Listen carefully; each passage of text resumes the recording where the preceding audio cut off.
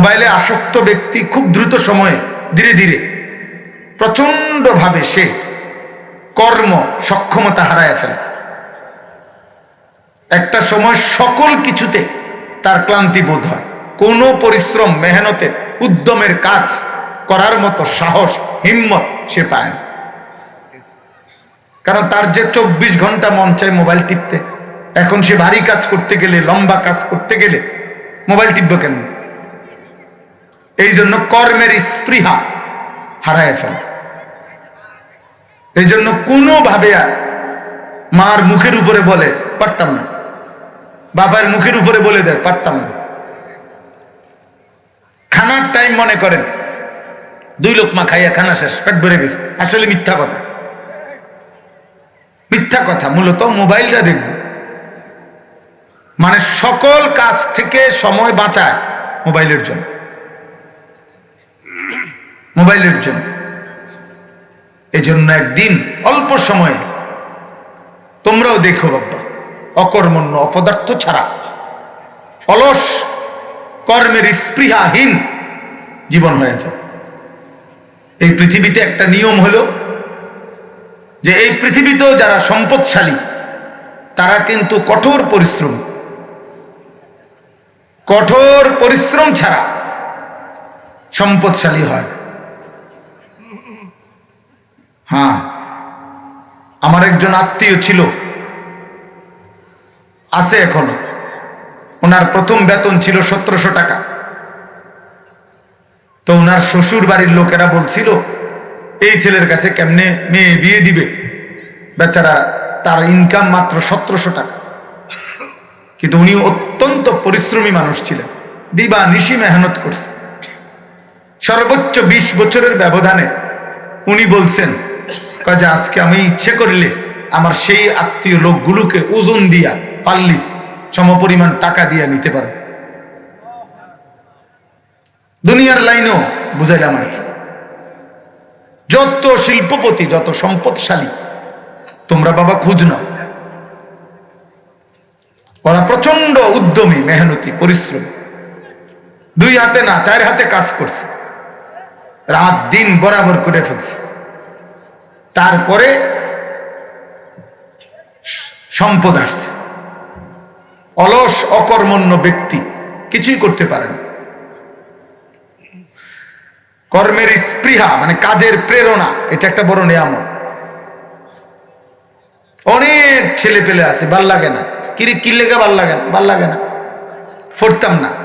কেন পড়তাম না? পড়তাম না, মাদ্রাসা যাইতাম না, স্কুলে যাইতাম না। কি লেগে যাইতাম না? কইছি না যাইতাম না, আবার কি লেগে কি যাইতাম না বলছি।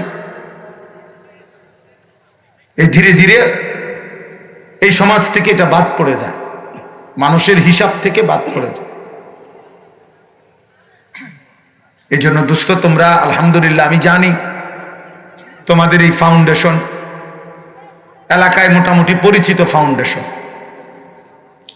এবং আগেও আমি আসছি খুব সম্ভব। তো এই হিসাবে আমি অনুরোধ করলাম, কর্মের স্পৃহা, কাজের প্রেরণা, এটা একটা নিয়ামত আল্লাহ তাআলার পক্ষ থেকে। এই অতিরিক্ত মোবাইলের আসক্তি, প্রিয় সন্তান, মনে রেখো, তোমার একদম অলস বানায় ফেলে। আরবিতে বলা হয় আল ওয়াক্তু আনফাসুন লা তাউদু, সময় হচ্ছে নিঃশ্বাসের মতো, যা আর কখনো ফিরে না, আর কোনোদিন ফিরে না, প্রতি সেকেন্ড আর কোনোদিন ফিরে না। সময় নিঃশ্বাসের মতো, কোন নিঃশ্বাস আর ভিতরে নেওয়া যায় না, নতুন নতুন নিঃশ্বাস, পিছনের টান। হ্যাঁ, সময় এরকম। কোরআনুল কারীমের মধ্যে আল্লাহ তাআলা বলছেন, ওয়াহুয়াল্লাযী জাআলাল লাইলা ওয়ান নাহারা খিলফাতান লিমান আরাদা আন ইয়াযাক্কারা আও আরাদা শুকুরা। আল্লাহই তোমাদের জন্য রাত এবং দিন পর্যায়ক্রমে বানাচ্ছেন। আল্লাহ বলেন কেন? যাতে করে আমার বান্দারা আমার জিকির, আমার বন্দিগি করতে পারে এবং আমি আল্লাহর কৃতজ্ঞতা আদায় করতে পারি। তাহলে সময় পর্যায়ক্রমে আল্লাহ বলতেছেন আমি বানাই, প্রতিটা রাত আমি আল্লাহ ভোর বানাই, প্রতিটা ভোর আমি আল্লাহ সন্ধ্যা বানাই, আমার ইচ্ছায় সেকেন্ড মিনিট হয়, মিনিট ঘন্টা হয়, ঘন্টা সপ্তাহ হয়, সপ্তাহ মাস হয়, মাস বছর হয়। আমি আল্লাহ বদলাই প্রতি মুহূর্ত। আমি প্রায় বলি বা প্রায় ভাবি এই আগের পৃথিবী, আগের আলো বাতাস, কিন্তু কি ছিল আগে যখন প্রচন্ড রোদ গরম লাগতো আবহাওয়াতে, এখন আবার সেই একই পৃথিবী কি হলো মালিকের, এখন প্রচন্ড শীত লাগে। আল্লাহ তাআলা তার সৃষ্টিতে কি পরিবর্তন করলেন? কি আসমান নিচে নেমে গেছে না জমিন উপর উঠে গেছে? বুঝেন নাই? সবই তো যেমনিটা যেমনি আছে, কিন্তু এখন এত শীত লাগে কেন, তখন এরকম গরম লাগে কেন? আল্লাহ তাআলা বলেন এটা আমি করি বান্দা। কোরআনুল কারীমের মধ্যে আল্লাহ তাআলা সময়ের আলাদা আলাদা নাম উল্লেখ করে কসম করছে। কসম, ওয়াল আসর, এই যে আসরের কসম, ওয়াল ফাজর, ফজরের কসম, ফজরের ওয়াক্ত, ওয়াদ-দুহা, সকালবেলার সূর্য যখন পুরা আলোকিত হয় ওই সময়ের কসম, ওয়াল লাইলি ইদা সাজা, রাত্রি যখন গভীর হয় ওই সময়ের কসম, ওয়াল লাইলি ইদা ইয়াগশা, রাত্রি যখন অন্ধকারাচ্ছন্ন হয় ওই সময়ের কসম, ওয়ান নাহারি ইদা তাজাল্লা, দিন যখন আলোকিত হয় ওই সময়ের কসম। আল্লাহ তাআলা বলে বান্দা আমি সময়ের কসম করেছি। সময় দামি, হায়াত বড় দামি, জীবন বড় দামি, এক এক ঘন্টা, এক এক মিনিট বহুত দামি। দেখবেন বাবারা, আপনারাও খেয়াল করলে বুঝবেন, ছেলেরা তোমরাও, অনেক অ্যাম্বুলেন্সের পিছনে লেখা থাকে, অ্যাম্বুলেন্সের মধ্যে লেখা থাকে যেখানে প্রতিটি মুহূর্ত মূল্যবান। মানে এটা মারাত্মক রোগী এখন, এই জন্য অ্যাম্বুলেন্সকে সর্বোচ্চ অগ্রাধিকার দিতে হয়। রাস্তা অ্যাম্বুলেন্সের হর্ন শুনলেই সব গাড়ির জন্য আইন সরে যেতে হয়, কারণ এখানে প্রতি মুহূর্ত রোগীর বাঁচা মরার প্রশ্ন। এই জন্য অনেক অ্যাম্বুলেন্সের মধ্যে লেখা থাকে যেখানে প্রতিটি মুহূর্ত মূল্যবান। আমাদের জীবনও খোদার কসম এমন, যেখানে প্রতি সেকেন্ড মূল্যবান। এখানে ফালতু বলতে কোনো সময় নেই, এখানে অবসর, বিনোদন, এখানে গাফেল হওয়ার কোনো সুযোগ নেই। এত লম্বা অনন্তকাল যার সামনে, 50,000 বছর আখিরাতের একদিন। আল্লাহ কোরআনে বলছে ফি ইয়াউমিন কানা মিকদারুহু 50,000 সানা, একদিন আল্লাহ বলছেন 50,000 বছর। যেখানে 50,000 বছর একদিন, সেখানে আমার 60 বছরের খানা, পেশাব, ঘুম, দুনিয়াবি প্রয়োজন বাদ দিলে আমার আখিরাতের অর্জনের টাইম কই? সেখানে আমাকে কি পরিমাণ দৌড়ানো উচিত, কি পরিমাণ পরিশ্রম করা উচিত। আমার গাড়ি যেটা প্রাইভেট কার, আমি যেটা চালাই, আমার ড্রাইভার যে গাড়ি চালায়, আমার সচরাচর 200-400 ড্রাইভারও তার গাড়ি চালানি দেখলে পাগল হয়ে যাবে। হেরা বুঝতেই না এটা কেমনে চালায়। আমার শায়েখের গাড়ির ড্রাইভার, ও যখন গাড়ি চালায় তুফান, তাহলে এটা একটা ভিন্ন হিসাব। তাকে তার গন্তব্যে পৌঁছতে হবে, তার সময় কম।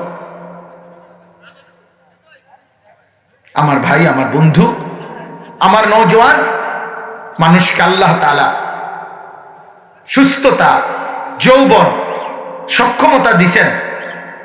দুনিয়া আখিরাত সবই আল্লাহর নির্দেশনা মতো যা কিছু গড়ার, সব কিছুর সুযোগ, সময়, সামর্থ্য, যৌবন। দুনিয়াবিও যদি কেউ বড় স্বপ্ন দেখে, আমি একটা ভালো অবস্থানে পৌঁছবো, সামাজিকভাবে আমার একটা অবস্থান হবে, এর জন্য যৌবনে মেহনত করতে হয়। আখিরাতেও আমি একটা জান্নাতের উচ্চ মাকামে অর্জন করতে চাই, এর জন্য যৌবনকালকে ব্যবহার করতে হয়। বৃদ্ধকালে ইচ্ছে হয় অনেক, সামর্থ্য থাকে না, শারীরিক সক্ষমতা থাকে না। যৌবনকালে চোখ, নাক, কান, হাত, পাও, দেহ, অঙ্গ, সমস্ত শরীরটার মধ্যে প্রত্যেক অঙ্গে আল্লাহ পৃথক পৃথক ভাবে পূর্ণ শক্তি দান করছে। এটা আল্লাহ কোরআনে বলছে। সুম্মা লিতাবলুগু আশুদ্দাকুম, আল্লাহ তাআলা বলেন আল্লাহই পৌঁছিয়েছেন তোমাদেরকে পূর্ণ শক্তিতে, মানে যৌবনে। কোরআনের আয়াত। আল্লাহ বলছেন ওই বাচ্চাটাকে আমি আল্লাহ পূর্ণ শক্তিতে পৌঁছাইছি, মানে যৌবনকাল। অমিনকুম মান ইউতাওয়াফা, এরপরে আমি আল্লাহ তাআলা এর মাঝেই অনেককে মৃত্যু দিয়ে থাকি। অমিনকুম মান ইউরাদ্দু ইলা আরজালিল উমর, আবার অনেককে একেবারে বৃদ্ধ, দুর্বল, অক্ষম বানিয়ে ফেল। আল্লাহ তাআলা বলছেন আমার ভাই, আমার বন্ধু, আমার নওজোয়ান, আমি ব্যক্তিগতভাবে, যেহেতু এটা সবাই জানে, কিশোর নওজোয়ান ছেলেদেরকে আমি একটু বেশি বলি, তো এই কথাটাই জন্য বললাম। না বললেও মানুষে কয় আমি বলে বেশি বলি, তো বলি, যাক ঠিক আছে। তবে বাবা, একটা ছেলে, আমি সকলের সমর্থন চাই না, আমি সবার সমর্থন নিতে আসি নাই, আমি আসছি আল্লাহর কথা বলতে। আমি নির্বাচনে প্রার্থী না, আগেই বলছি, আমার কোনো মার্কা নাই, আমি কোনো মার্কার পক্ষে প্রচারণাও করি না, কোনো মার্কার পক্ষে বলিও না। প্রায় দিনে তো মাহফিলে বিভিন্ন প্রার্থী আমগো ওয়াজেও আসে, আমি কিছু বলি টলি না। হ্যাঁ ভাই, আপনারটা আপনি বলেন, আমি দোয়া চাইতে আসছেন স্যার, আপনার সাথে আপনার জনগণের মুআমালা, আমার কি? কথা বুঝেন নাই? অতএব আখিরাত দরকার, আমার নেকি দরকার, সওয়াব দরকার। আর আমি এটাই বললাম যে একজনকে বললেও নেকি হয়, একজনকে বললেও কি হয়, খালাস, সওয়াব দরকার, নেকি হয়, একজনকে বললেও হয়।